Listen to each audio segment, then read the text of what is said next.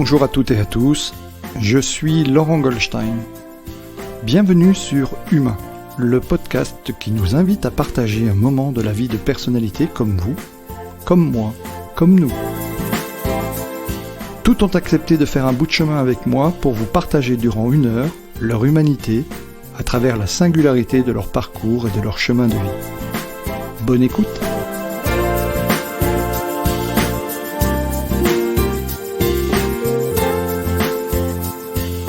Mon invité du jour est Christophe Le Suisse, directeur général du Tricentenaire et aussi administrateur du Tricentenaire. Bonjour Christophe. Bonjour. Merci de m'accueillir dans vos locaux que je découvre. Alors on y viendra sans doute tout à l'heure parce qu'on parlera du bar à chocolat qui est juste derrière parce que ça n'a pas manqué de m'intriguer. Merci en tous les cas. Mais avant de commencer, pour nos auditeurs qui ne te connaîtraient pas, est-ce que tu peux te présenter d'abord et puis présenter naturellement le Tricentenaire ?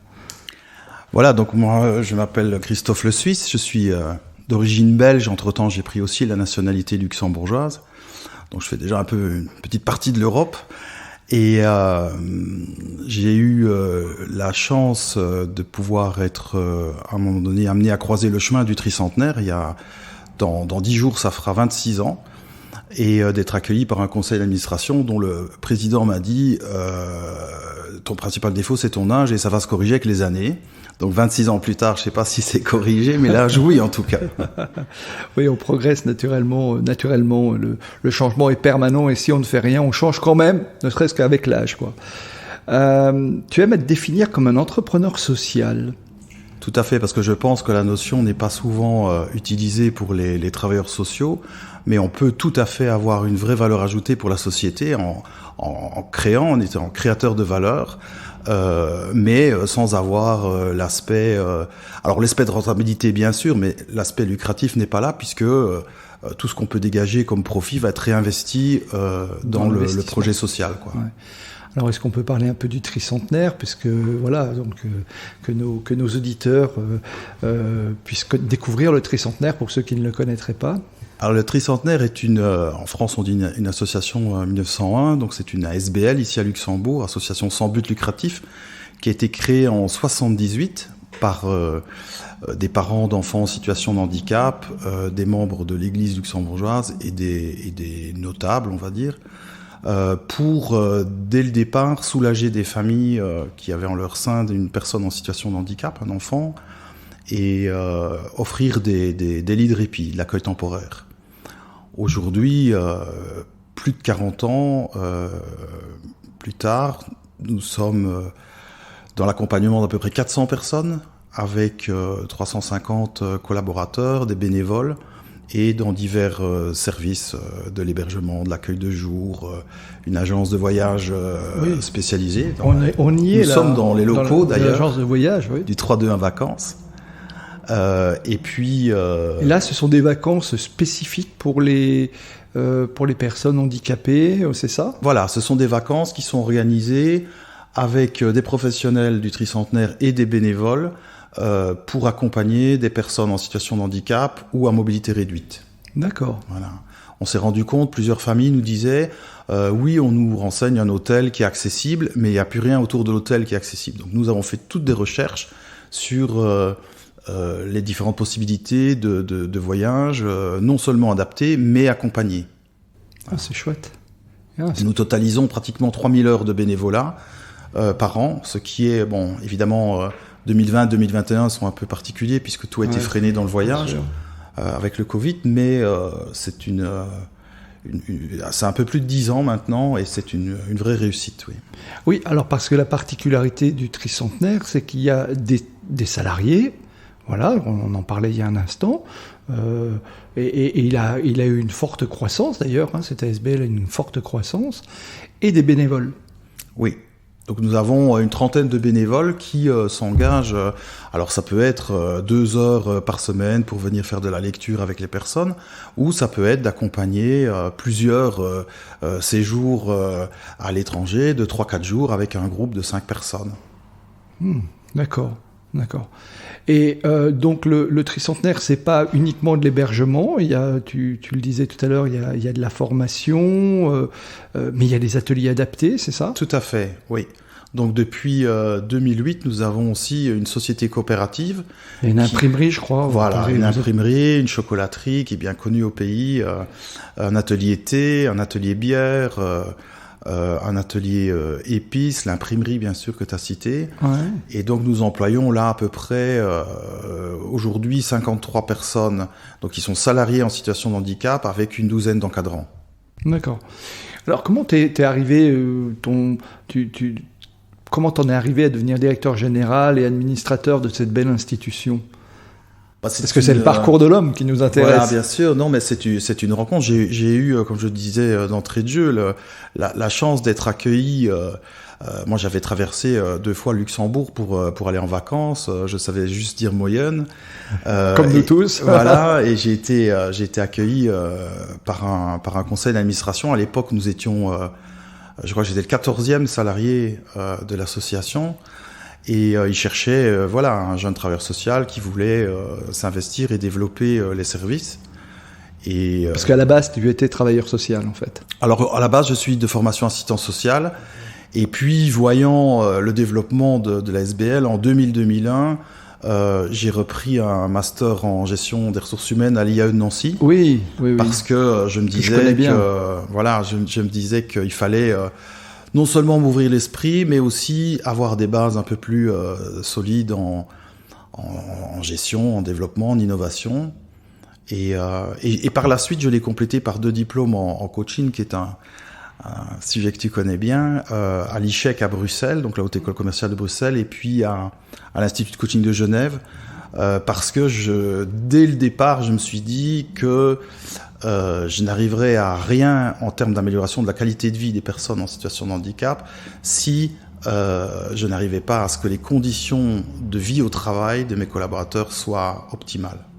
Alors il y a quelque chose de remarquable, tu vas pouvoir nous en parler, parce que quel parcours, hein, bien sûr, c'est aussi la singularité et l'intérêt finalement de ton parcours. Je remercie encore Raphaël Cardon qui nous a mis en contact, parce qu'en 2012, tu as été nominé pour être manager de l'année. Oui, ça c'est... Ah ouais. Oui. Alors comment on en arrive là ? Parce que c'est... Alors, on en arrive là parce qu'à un moment donné... Et j'ai entendu plein de compliments te concernant. Donc, c'est très gentil. Je remercie aussi Raphaël. Meilleur manager du monde. C'est vraiment quelqu'un qu'il faut rencontrer. Et effectivement, j'ai lu manager de l'année. Tu interviens toi-même d'ailleurs. Tu transmets beaucoup maintenant. Alors, comment on en arrive à ce type de distinction qui est quand même superbe ? Je pense par passion d'abord. Et puis après, par beaucoup de travail, évidemment. Hein. Et puis... peut-être en n'attendant pas qu'il y ait un retour des choses, mais en étant tout naturellement un liant, c'est-à-dire quelqu'un qui crée du lien. C'est probablement ce qui m'est reconnu dans notre secteur ici le plus, c'est d'avoir ce réflexe, de toujours avoir un coup d'avance en se disant « mais tiens, ça pourrait aussi intéresser celui-là ». Ou quand vous êtes dans une relation win-win, vous êtes toujours gagnant. Mm-hmm. Alors j'ai aujourd'hui, à 48 ans, j'ai un autre recul par rapport à ça. J'ai souvent été, ou régulièrement... déçu. Aujourd'hui, j'attends vraiment plus rien en retour, donc je continue à faire les choses et en me disant, mais voilà, la balle, elle revient, l'ascenseur, il va remonter systématiquement dans ce que je mets en place. Et c'est comme ça qu'à un moment donné, oui, on est reconnu par ses pairs, un peu. Le principe des nominations là, on n'est même pas au courant qu'on est nominé, hein, donc c'est d'autant plus, on postule pas quoi. Ah ouais, c'est d'autant comme plus flatteur. J'ai pris maintenant, je suis dans la 3e année de présidence d'un club APM, où on n'est pas candidat. Gibraltar Nord, Gibraltar du Nord. Voilà. Ça m'intéresse d'ailleurs, l'appellation n'a pas manqué de m'interpeller, mais il y a sans doute une explication. Mais c'est parce que le cœur de Luxembourg était appelé le Gibraltar du Nord. Donc les fondateurs du club APM, ont pensé à ce Gibraltar Nord.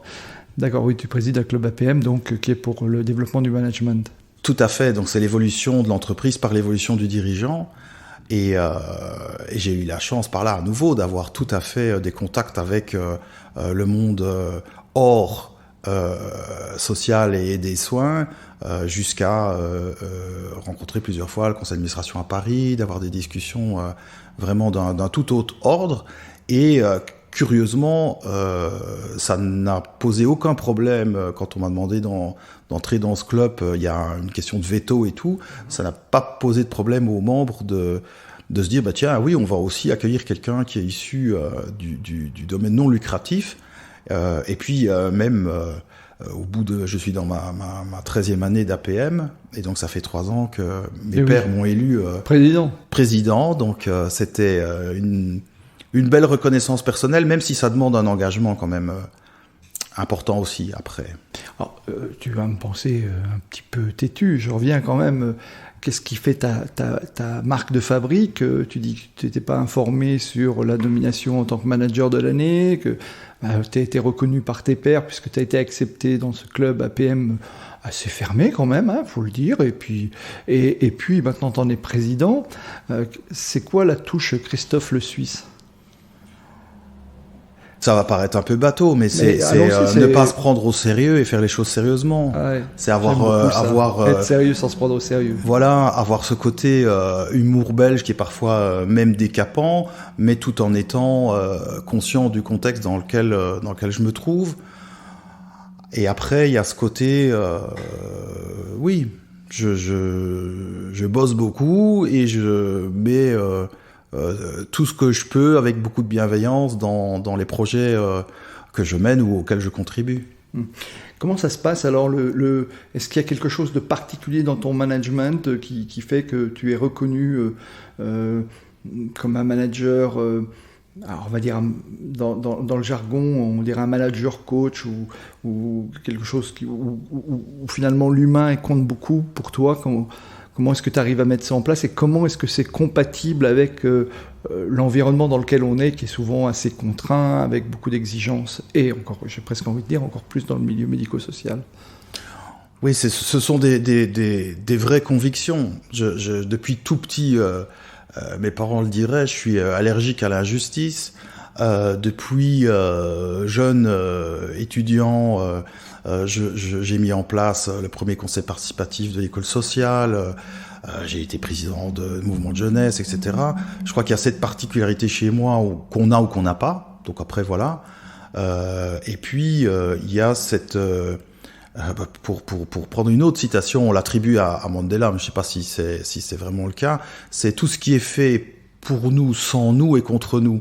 Et ça, c'est quelque chose qui a pris, avec les années, énormément de valeur pour moi. C'est-à-dire que qui mieux que la personne en situation de handicap qu'on héberge, qu'on accueille en journée, qu'on a engagé au travail, c'est ce qui est bon pour elle. Certainement pas les professionnels de l'accompagnement, puisqu'on nous apprend dans les écoles que nous sommes les experts et que nous savons mieux que la personne concernée. Et puis, qui sait mieux que le professionnel ce qu'il a besoin pour avoir les bonnes conditions de travail. Et avec ce principe-là, on est amené à avoir un mécanisme intellectuel qui fait qu'on tient compte en permanence de toutes les parties prenantes. Alors, c'est pas gagné, hein. C'est un travail de longue haleine. Ouais. Faut accepter que certains veulent pas aller avec. Il faut accepter que certains vont vite. Et dans nos scripts d'affaires, nous avons faire mieux ensemble, intelligemment et dans le bonheur. Oui. Donc nous avons faire mieux, pas faire plus ou pas faire plus vite. Oui, j'aime beaucoup effectivement cette devise qui est sur le site internet du Tricentenaire, c'est faire mieux intelligemment et dans le bonheur. Et ensemble. Et ensemble, oui, et ensemble. C'est quelque chose que vous avez bâti ensemble, cette vision, ou comment c'est arrivé à vous, ça, finalement? Alors, en 2001... Est-ce que c'est partagé aussi? Alors voilà, en 2001, nous étions une petite centaine, et j'ai pu faire ce travail de réflexion sur nos scripts d'affaires, nos valeurs, avec le conseil d'administration, l'ensemble des personnels, l'ensemble des résidents de l'époque. Aujourd'hui, évidemment, 20 ans plus tard, comment on a pu transposer ce travail fait avec l'ensemble des personnes concernées à ce moment-là à pratiquement 3 fois plus de collaborateurs. C'est pas évident, la crise sanitaire, puisque nous, à l'inverse de beaucoup d'entreprises, nous sommes retrouvés en surplus de travail pratiquement, puisqu'on s'est retrouvés avec les résidents confinés dans les maisons, à devoir les accompagner 24 heures sur 24, alors qu'avant certains sortent travailler, vont dans d'autres associations en journée. Et on a ressenti qu'une crise de croissance, une crise structurelle, s'était peut-être opérée déjà les dernières années, mais avait la partie immergée de l'iceberg est vraiment apparue pendant la crise. Et donc nous sommes en train de retravailler sur nos valeurs, qu'elles parlent aussi aux nouvelles générations, qu'elles parlent aux nouvelles générations non seulement de collaborateurs, mais aussi de personnes en situation de handicap. Les jeunes que nous accompagnons, qui viennent dans nos structures aujourd'hui, ne sont pas celles d'il y a 20 ans. Elles ont aussi des smartphones. Si l'infirmier dit quelque chose ou l'éducateur qui ne convient pas, on fait une photo, on filme, on met sur Facebook. Les familles relaient. La donne a changé dans l'accompagnement. Et puis, voilà, ce qui est important, c'est de pouvoir s'adapter. Et là, nous sommes repartis sur tout un programme à 2025 qui redéfinit le chemin avec la force du nous. Donc la force du nous est apparue comme le leitmotiv à mettre en place pour continuer à vivre ces valeurs qu'on décrivait tout à l'heure. Tu évoquais les réseaux sociaux, enfin tu évoquais effectivement l'évolution avec laquelle on est, les groupes WhatsApp, Slack, enfin tout ce qui existe aujourd'hui. Comment est-ce que vous avez une cellule ou quelque chose sur lequel vous travaillez là-dessus quand vous avez ce type de remontée qui arrive de l'infirmier a dit ça, pim, c'est reparti, c'est repartagé, ça remonte jusque vous. Comment vous gérez ça?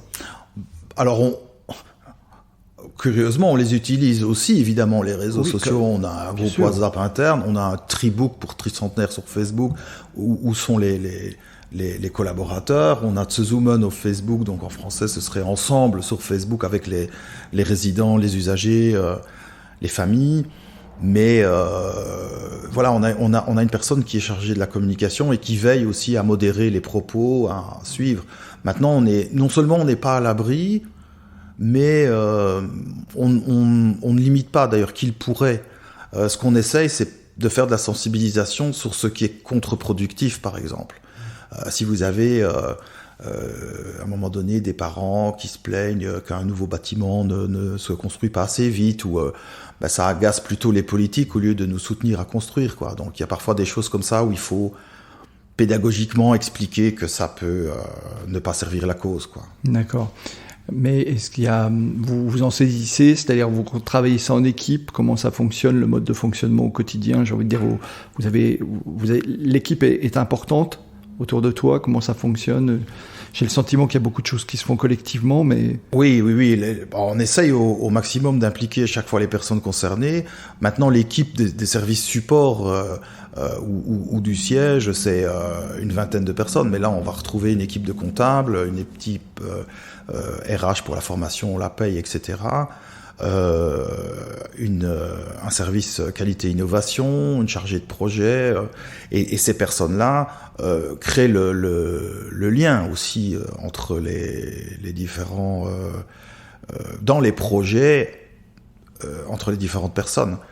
Un poste évidemment aussi très important, c'est notre délégué à l'expression des usagers. Donc c'est une fonction qui a été créée il y a 4-5 ans, parce qu'on s'est rendu compte que c'était pas suffisant de décréter que les personnes avaient le droit de s'exprimer, mais que pour être sur un pied d'égalité, il fallait alors les aider à s'exprimer, puisque certains sont en voie de non-communication, ou n'ont tout simplement pas la parole, ou ne savent pas lire et écrire. Et il y a tout un accompagnement qui est fait aussi à partir de langage facile à lire et à comprendre, dont la plupart des gens dans la société ne se rendent pas compte, mais c'est une évidence après que c'est un plus incroyable pour réhabiliter la parole aux personnes qui y ont droit.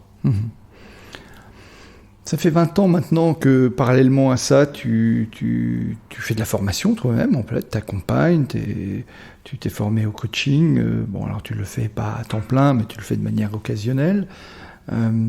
Sur quoi portent tes formations? Toujours sur le management, le métier de dirigeant? Oui, alors c'est plus que de la formation, c'est du partage d'expérience. Après, évidemment, j'ai des outils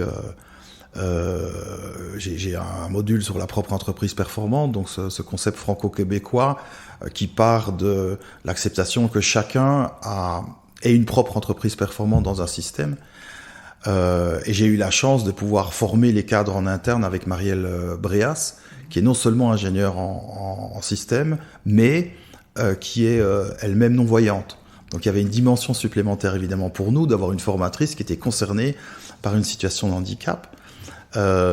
Et puis j'ai mis évidemment beaucoup d'outils RH en place qui sont reconnus aujourd'hui et qui ont été qui sont utilisés dans plusieurs autres associations, voire d'ailleurs aussi des entreprises lucratives, donc l'entretien annuel d'évolution, des entretiens de sortie, des process de recrutement un peu vus différemment, etc.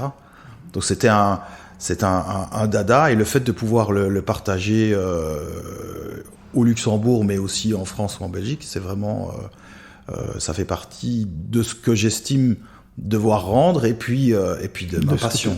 C'est en fait ton côté de transmission est devenu une passion. En fait, j'ai appris ça, j'ai expérimenté ça, j'ai découvert ça. Je suis dans le partage d'outils, et comme tu le disais, dans le win-win, je suis toujours gagnant, et ça veut dire aussi que en retour, tu dois sans doute te nourrir aussi des retours des autres. Mais c'est énorme quand vous donnez cours ou quand vous partagez des expériences avec une classe de 25 directeurs ou futurs directeurs en dernière année CAFDES, vous ressortez vraiment avec énormément de retours, parce qu'ils sont intéressés, mais en même temps ils sont critiques, puis ils posent des questions qui interpellent. Et puis eux viennent aussi évidemment avec leur retour d'expérience. Mmh. Alors juste pour préciser, le CAFDES, c'est une certification professionnelle pour accéder au métier de directeur dans les fonction services de directeur d'établissement médico-social. Ouais, c'est ça. C'est important pour ceux qui ne connaissent pas le médico-social. Oui, est-ce que tu peux revenir sur le concept de propre entreprise performante ? Parce que ça, c'est quelque chose qui m'intéresse beaucoup. Et j'imagine qu'il intéresse ceux qui nous écoutent, parce que je connais un peu mon auditoire.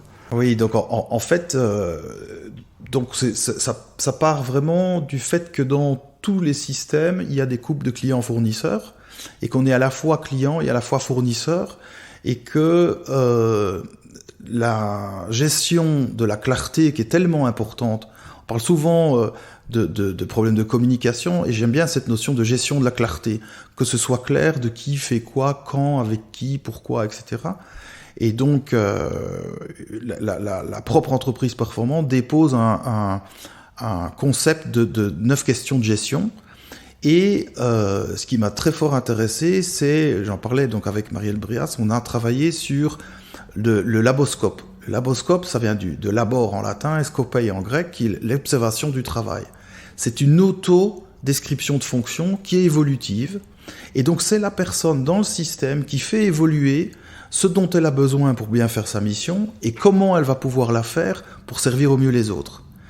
Et donc j'ai pu mettre ça en place à partir de 2001, et aujourd'hui nous travaillons toujours avec ces laboscopes que certains appellent fiches de poste, et j'aime bien cette notion que ce soit pas une fiche de poste qui est figée, qui soit pas la même pour tout le monde ou dans la même fonction. Donc elle est évidemment, quand on a une équipe de 15 éducateurs, elle va être la même pour tout le monde à la base. Oui, il va y avoir un tronc commun. Il y a un tronc commun, voilà, et puis chacun aura des missions, voire aujourd'hui on a engagé un tournant vers un peu plus d'horizontalité dans la hiérarchie, et évidemment ça y contribue, parce qu'alors on peut avoir sur des thématiques précises ou sur des projets précis une expertise ou même un rôle de coordination.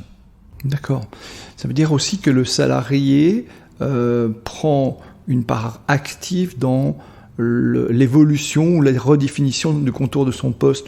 C'est ça, en fait, c'est ça. Il a une partie où il s'observe, il a le tronc commun, mais derrière, il va pas aménager, c'est pas le terme, mais enfin, en tous les cas, il va faire évoluer son poste, en fait. C'est tout à fait ça. Il va faire évoluer avec aussi des notions fondamentales, surtout si on veut comment on dit, décloisonner, on va dire. Décloisonner la hiérarchie. Merci. c'est important qu'on ait aussi le degré de décision, c'est-à-dire qu'est-ce que je décide seul et j'en informe les autres, qu'est-ce que je décide avec mon collègue, qu'est-ce que je décide avec mon N+1, et voilà, ces notions-là de vraiment autonomiser les collaborateurs, elle est fondamentale. Après, évidemment, moi j'ai un discours de DG, hein, sur le terrain, certainement c'est pas vécu de la même façon par tout le monde, mais en tout cas c'est une volonté d'aller vers ça, et depuis plus de 20 ans, et je pense quand même qu'on en a les fruits, et en interne et en externe, quand on collabore avec d'autres organisations. D'accord.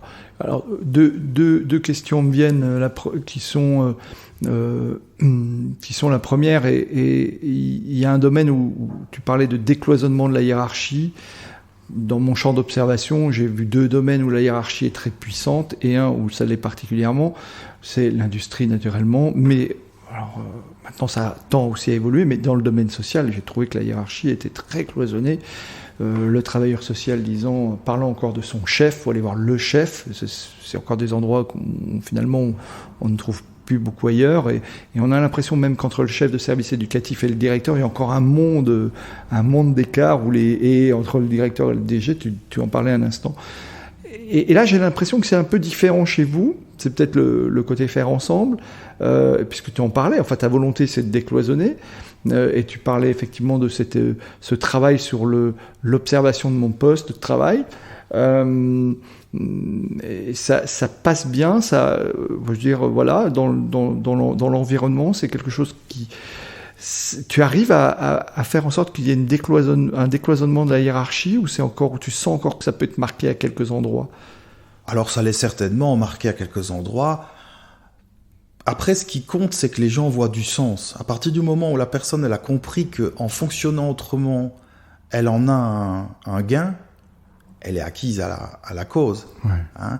Quand les gens ne voient pas pourquoi ils le feraient autrement, ou qu'est-ce qu'ils auraient à y gagner, alors ils vont pas adhérer. Mais à nouveau, dans une relation gagnant-gagnant, il n'y a pas de raison que les gens ne suivent pas. Évidemment, je le répète, hein, c'est ce vers quoi on veut tendre. Je pense qu'on y a été pendant longtemps. Après, le fait de grandir si vite a aussi...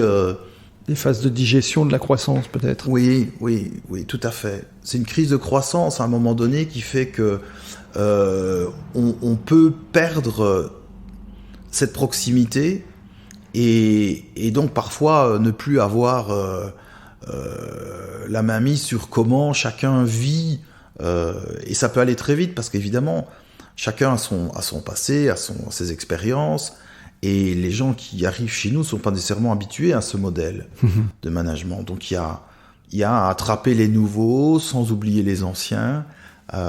C'est toute le curseur est parfois compliqué à mettre.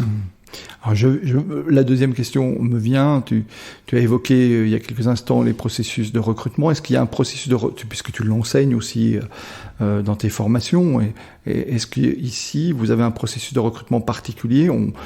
Je sais que certaines entreprises performantes maintenant ne font pas, j'ai envie de dire, les recrutements standards avec 1 heure d'entretien, etc. Et des fois c'est un peu plus long. Est-ce que vous avez, au-delà d'un entretien, d'une embauche peut-être en ESAT qui peut être encore différent, mais en ce qui vous concerne, globalement, j'ai envie de dire, est-ce que vous avez des procédures de sélection différentes ou peut-être novatrices par rapport à d'autres? On n'a pas j'insiste toujours pour les auditeurs, nous n'avons pas préparé les questions, donc je pose les questions à Christophe comme elles me viennent, donc, et quelquefois, je ne connais pas la réponse, hein.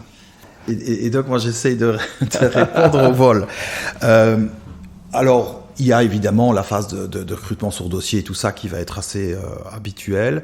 Depuis une quinzaine d'années, les personnes sont vues en premier entretien. Si elles passent cet entretien, elles vont faire une journée complète d'essais sur le terrain.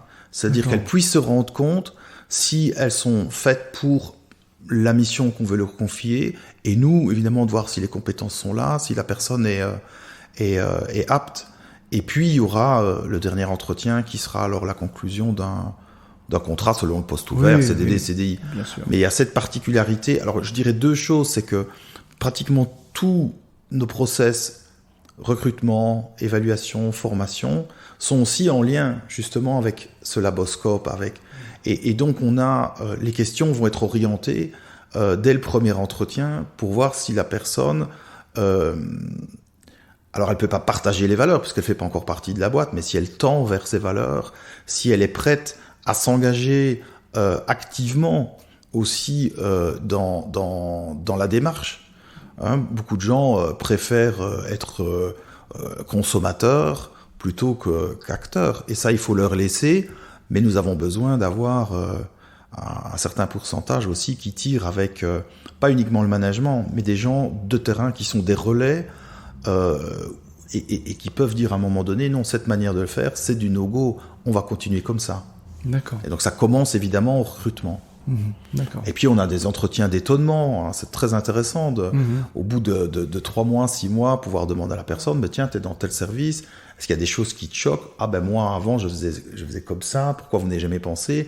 Parfois ça a déjà été pensé, expérimenté, donc c'est pas une piste, et parfois ça ouvre justement à sorte de nouvelles et ça donc pistes. c'est systématisé pour toute personne, voilà, au bout de 6 mois on lui demande un rapport d'étonnement en fait, hein, c'est ça? Oui, alors évidemment... De nouveau, les 18 derniers mois étaient un peu différents parce qu'on était tous sur les genoux. Hein. Oui. Mais voilà. Ouais.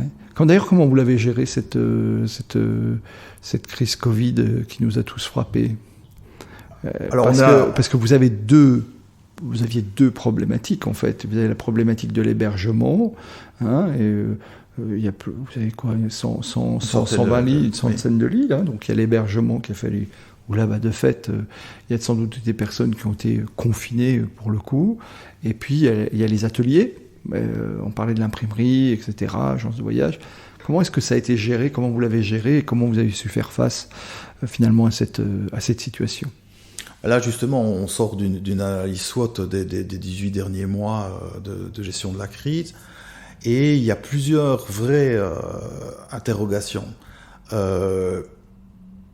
Le 16 mars 2020, nous avons une missive du ministère de la Famille pour l'hébergement. Voilà, il faut cloisonner, les gens sont en confinement, comme toute la société d'ailleurs.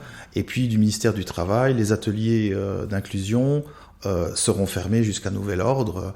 Et là, c'est évidemment un peu plus problématique parce que les gens se retrouvent, pour la plupart, sur 53, il y en a plus de 40 qui habitent seuls ou dans la famille, voilà, ils se retrouvent à la maison. Ceci dit, en activité de jour, c'était pareil, les familles se sont retrouvées avec leur enfant en situation de handicap du jour au lendemain à la maison. Et puis il y a eu des aides de l'État, des congés spéciaux, des choses comme ça, mais c'était assez compliqué. Alors, pourquoi je dis que c'est complexe? Parce que, d'une part, nous avons été demandeurs vis-à-vis du ministère de la Santé de faire reconnaître le champ du handicap comme comprenant beaucoup de personnes vulnérables, c'est-à-dire en réclamant alors le matériel de protection individuelle, des budgets pour installer les plexiglas, des visites dans des bus à l'extérieur, enfin toutes sortes de choses qu'on a mis en place. Et en même temps, après 18 mois, nous sommes en train de nous demander maintenant, il y a quasi, alors quand je dis quasi, sur l'ensemble du pays, il y a 2 personnes en situation de handicap qui sont décédées du Covid. Donc on n'est pas du tout... alors que dans le secteur des personnes âgées, la moitié des décès du pays se sont passés en maison, ce qu'on appelle ici SIPA, maison de soins, maison de retraite, et comme partout en Europe. Et j'ai la chance aussi de faire partie d'un bureau d'ARFI Europe, donc c'est l'association de la recherche pour la formation et l'insertion en Europe, et j'ai lancé un sorte de sondage chez mes collègues européens, et il s'avère que c'est la même chose. Il y a eu beaucoup de personnes infectées, mais sans symptômes, et surtout sans décès. Ce qui repose la question, fallait-il ou faudrait-il dans une prochaine vague ou une prochaine ou Covid-22, faudrait-il confiner autant qu'on l'a fait des jeunes en situation de handicap? Je vais encore mettre cette nuance de jeunes parce qu'évidemment, la question n'est pas de savoir si on est une personne handicapée vieillissante ou une personne âgée handicapée. C'est à un certain âge, on est plus à risque. Donc là, évidemment.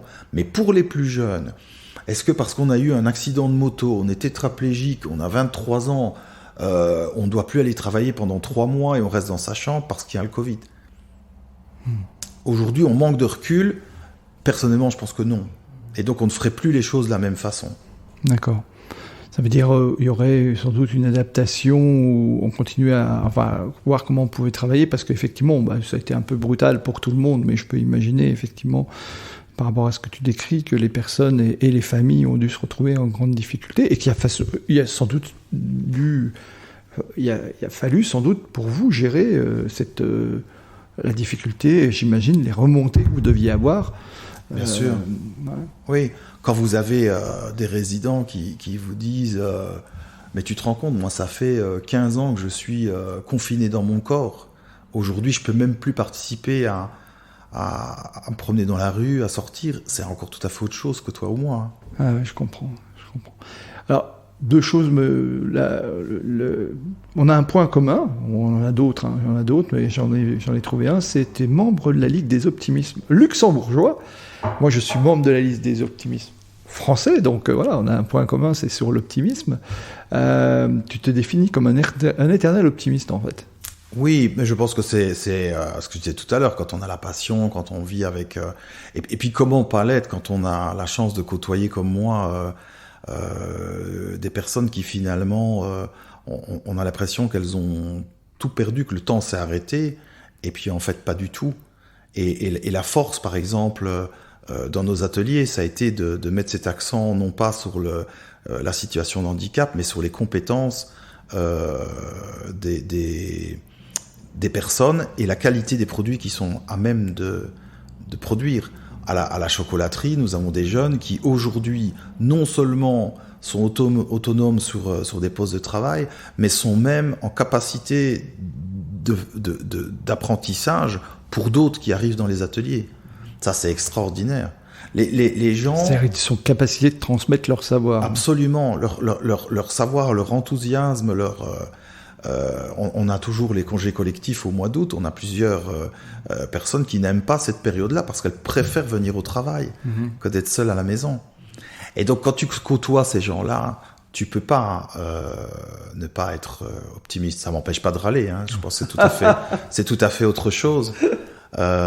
Après, pour être tout à fait clair, j'ai cotisé comme éternel optimiste auprès de la Ligue luxembourgeoise, mais je suis les événements de la Ligue d'optimisme française parce que ça s'est jamais développé ici au pays. Il y a eu 1 ou 2 événements, puis plus rien, quoi. Bon, c'est un peu dommage, mais bon, on participe tous à l'optimistan. Voilà. Donc, oui. Je renvoie pour nos auditeurs aux épisodes avec Christophe Bichet, Francis Zenz et naturellement Michel Poulert.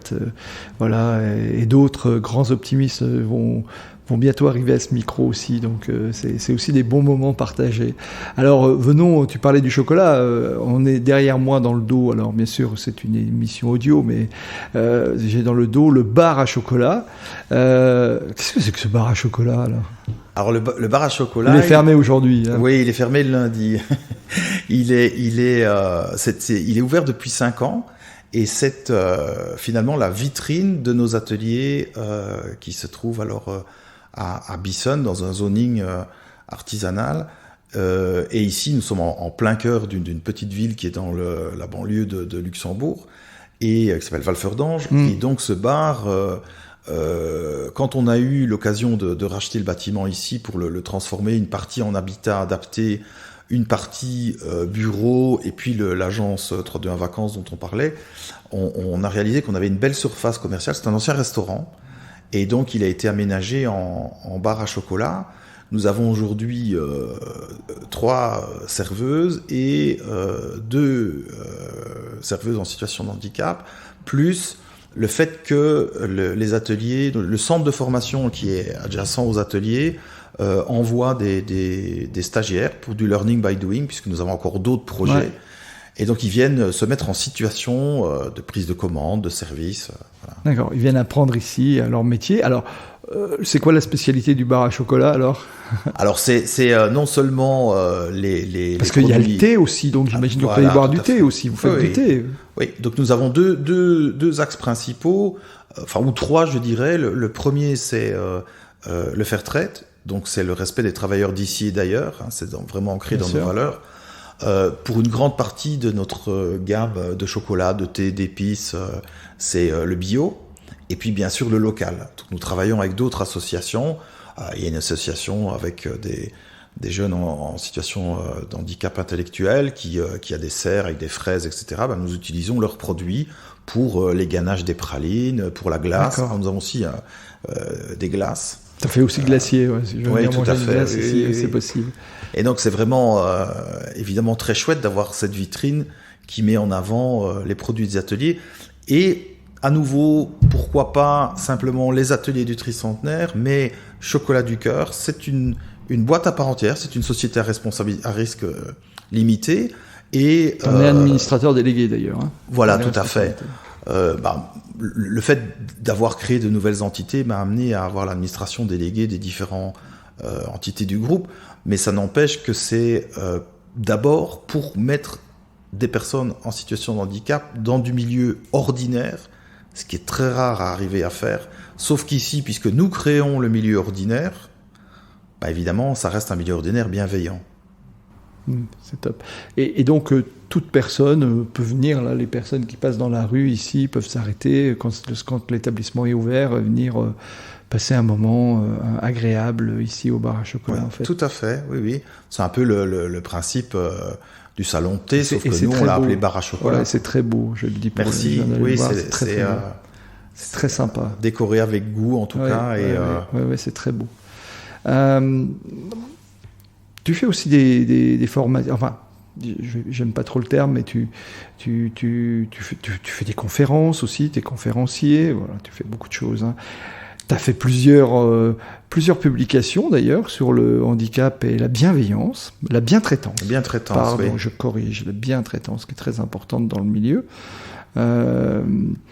J'ai vu aussi que tu faisais des formations ou des cours en développement personnel pour les cadres et les dirigeants.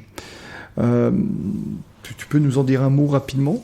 Mais c'est plus à travers le suivi de formation. Parce que j'ai compris tout ce que tu fais pour le management, mais le développement personnel, ça reste encore quelque chose de complémentaire. Hein. Oui, mais ça reste peut-être un bien grand mot, mais j'accompagne différents dirigeants, et pas que dans l'économie sociale et solidaire, sur des sujets qui sont finalement les miens aussi. Hein. Ça peut être justement faire face à cette crise de croissance, ou sur poser un diagnostic de fonctionnement, ou sur repositionner ses cadres, sur des projets de recrutement. Je trouve que le fait d'avoir un regard extérieur est toujours un plus. Et voilà, et c'est pour ça que ça m'intéresse. Ça reste vraiment dans l'échange. Moi, je ne me considère pas comme ayant fait une formation de coach. D'abord, il faudrait que je sois moi-même en supervision, etc.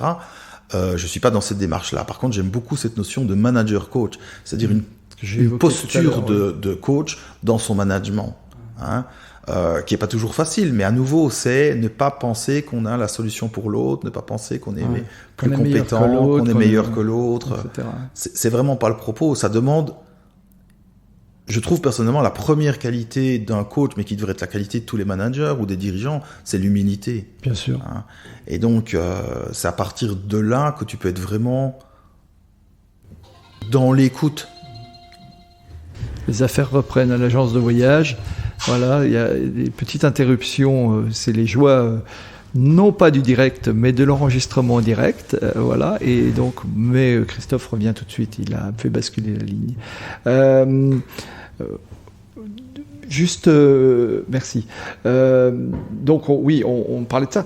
Tu as aussi, alors tu nous parlais tout à l'heure on parlait du bar à chocolat.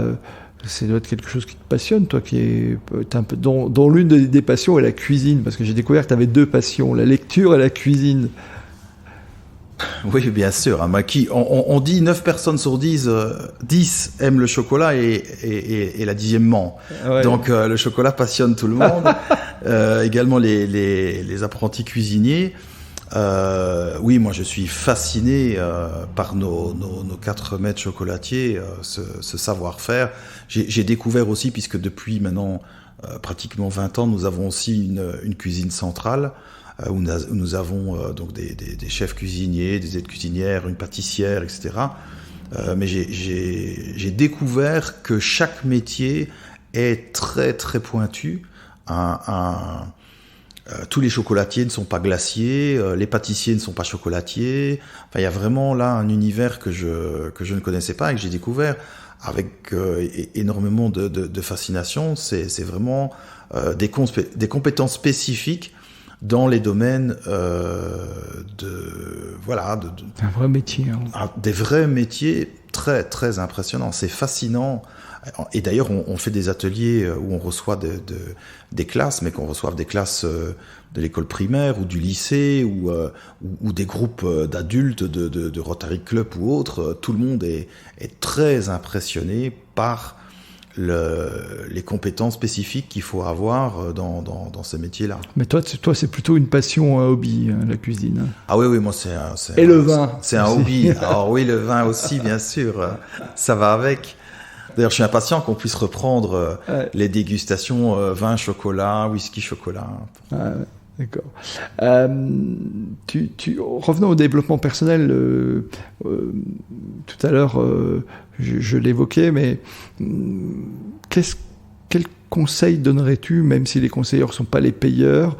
C'est une question que je pose de temps à autre, mais...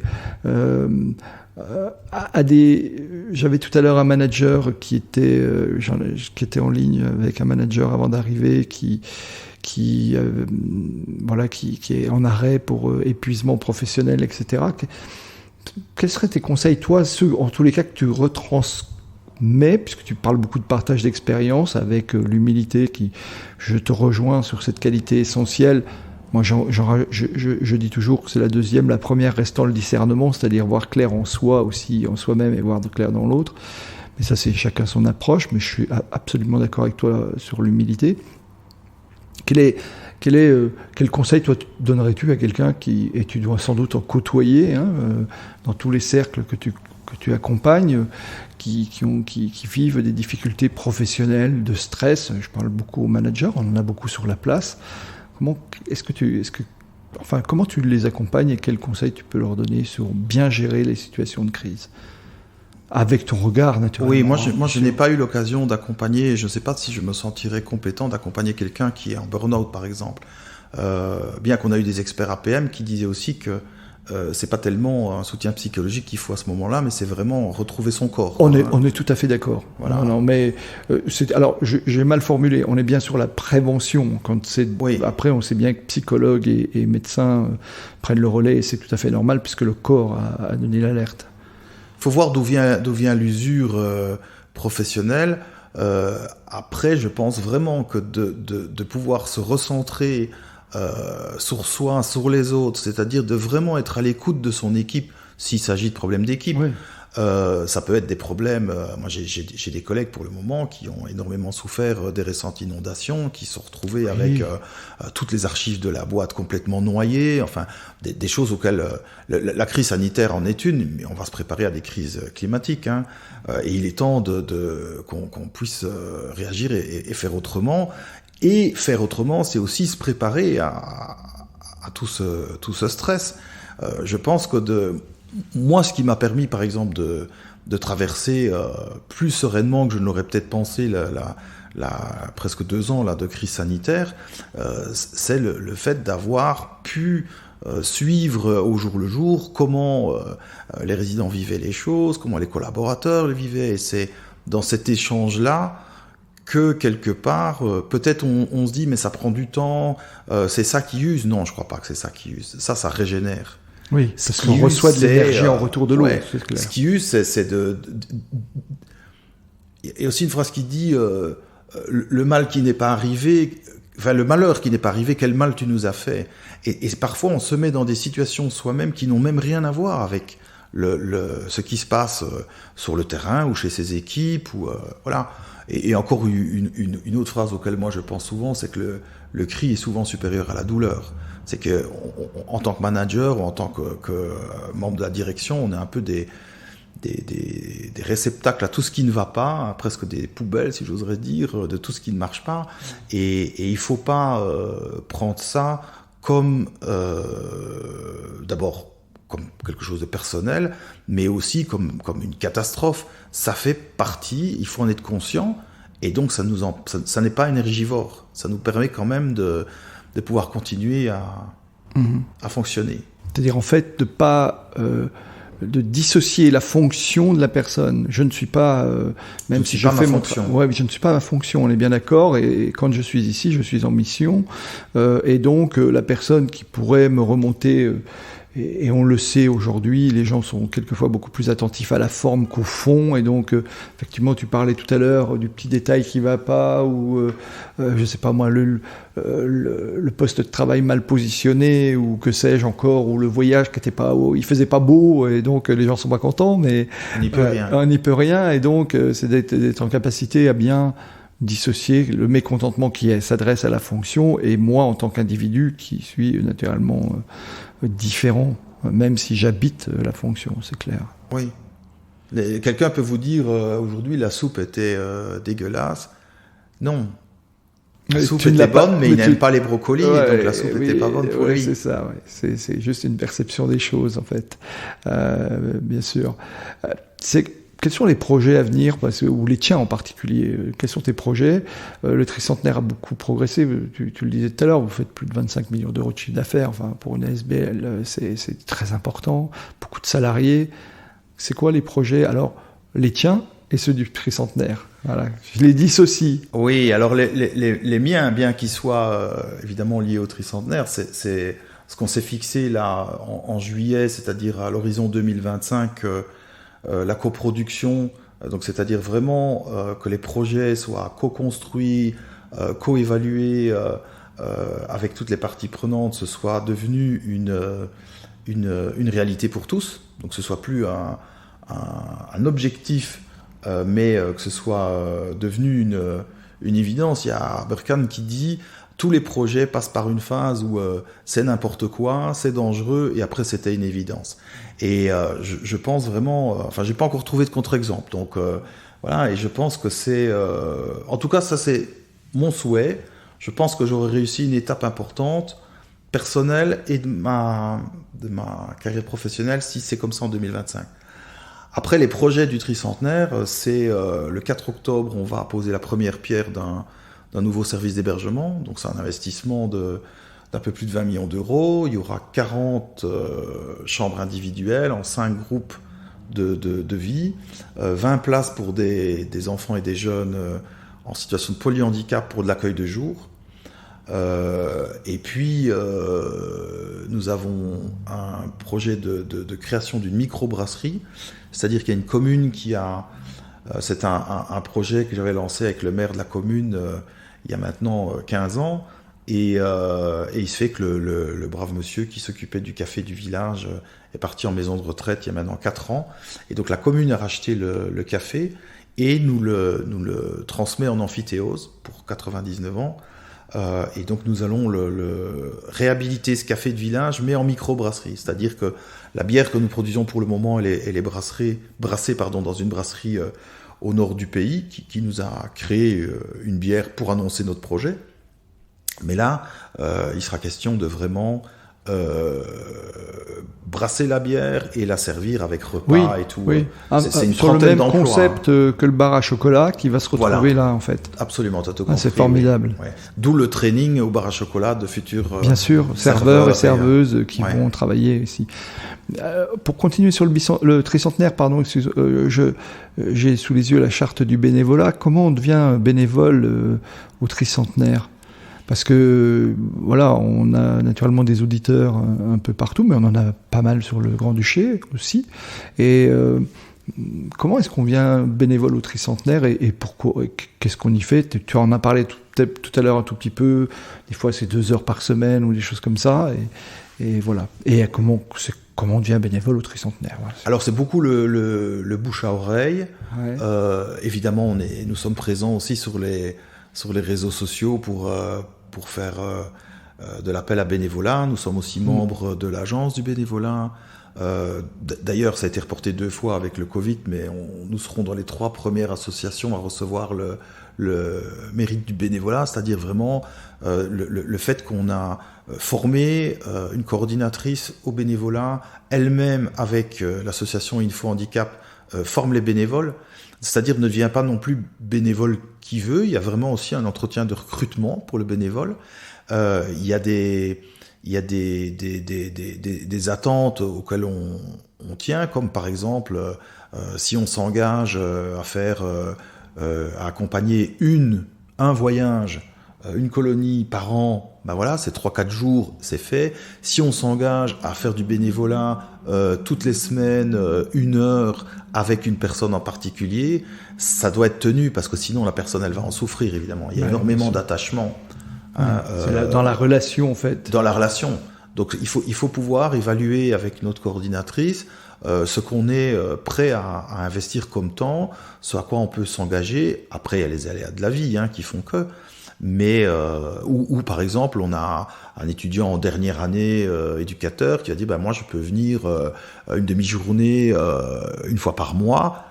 Le temps de mes études, après ils partent à l'université à l'étranger, ils sont plus là, mais voilà.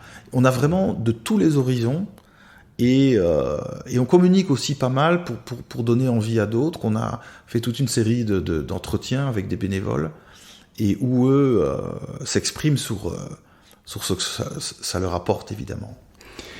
Alors, j'ai une autre question qui me vient, mais je te remercie pour ça parce que c'est très clair. Et donc, on peut retrouver, on aura les liens dans le descriptif de l'épisode, mais on peut retrouver facilement pour se rapprocher de l'association. Si demain on veut faire un peu de bénévolat, c'est absolument possible. Voilà. Absolument, okay. Oui. Comment est-ce que tu gères ton temps et est-ce que tu as des rituels pour gérer un peu toutes les activités qui sont les tiennes? Elles sont nombreuses, je ne les ai pas citées, mais tu as des tas de responsabilités. La liste est longue. Comment est-ce que tu fais pour gérer tout ça? Je dors pas beaucoup. Ouais, mais tu dors bien peut-être? Je connais des gens qui dorment peu, mais bien. Moi, je dirais pas que je dors bien, mais j'ai jamais eu besoin de beaucoup de sommeil, donc évidemment ça rallonge les journées. Après...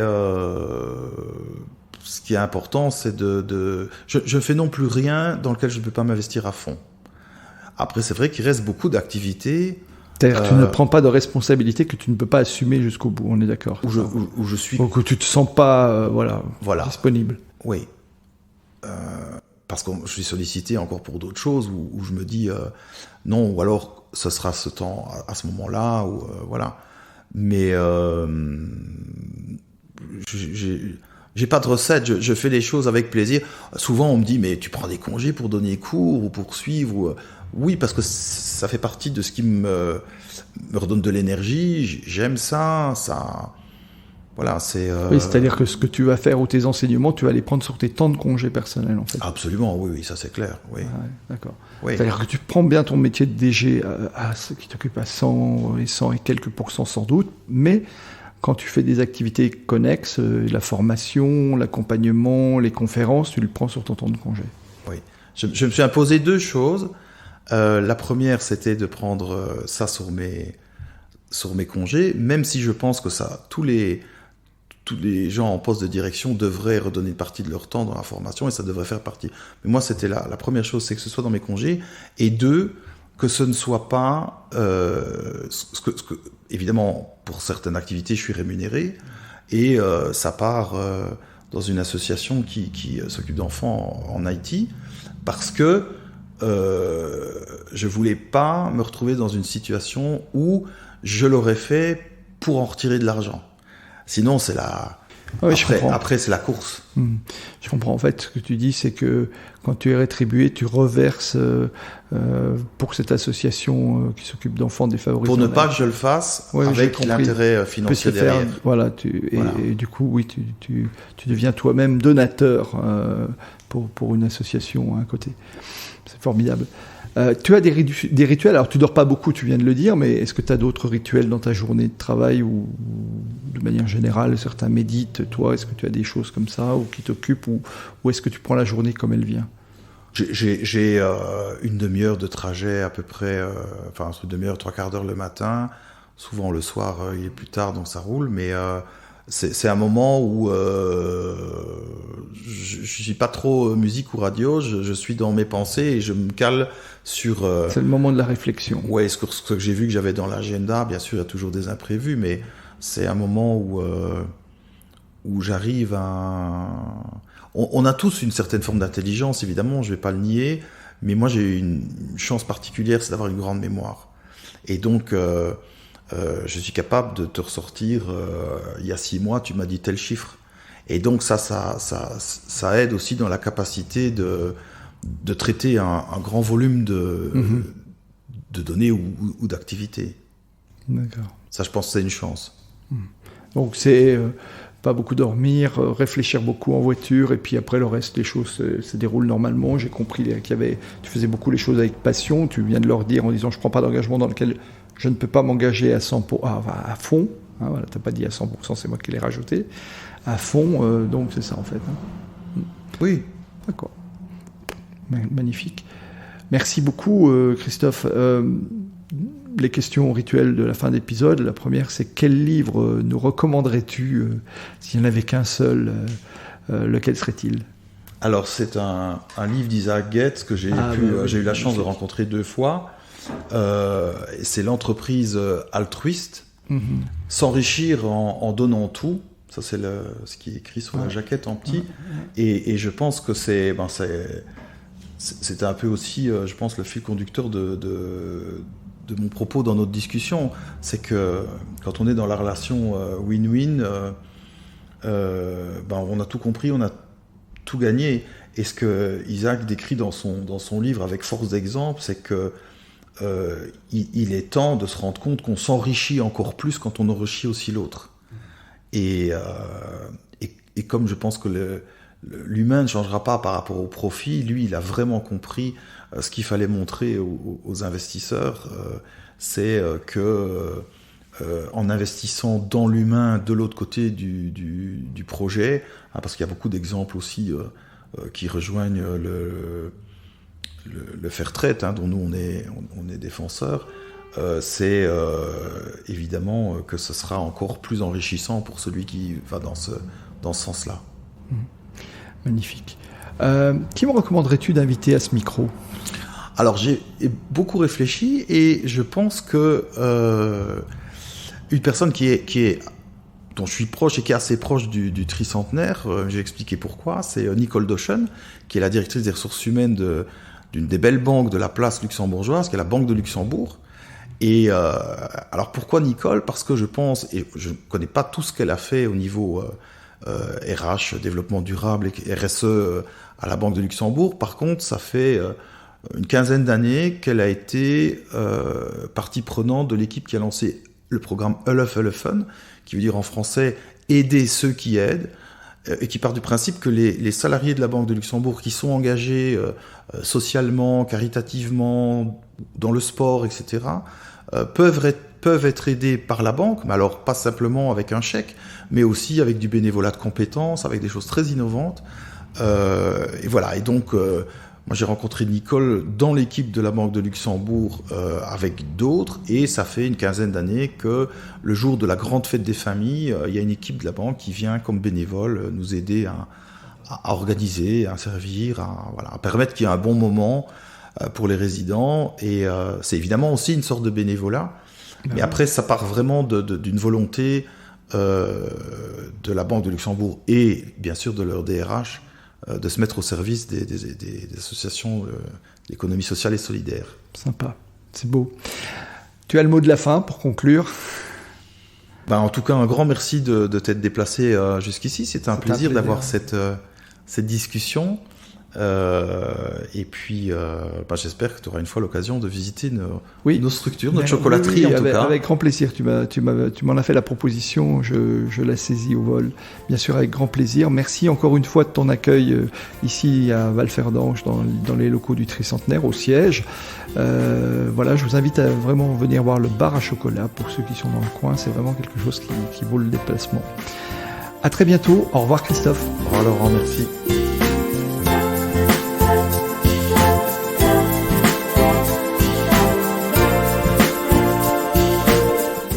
Merci d'avoir écouté cet épisode jusqu'au bout. Si ce podcast vous a plu, n'hésitez pas à en parler autour de vous et à le partager. Pensez aussi à nous soutenir en mettant une note, un commentaire et à vous abonner sur votre plateforme de podcast préférée. Vous trouverez les liens liés à cet épisode dans la description. À la semaine prochaine pour une nouvelle rencontre.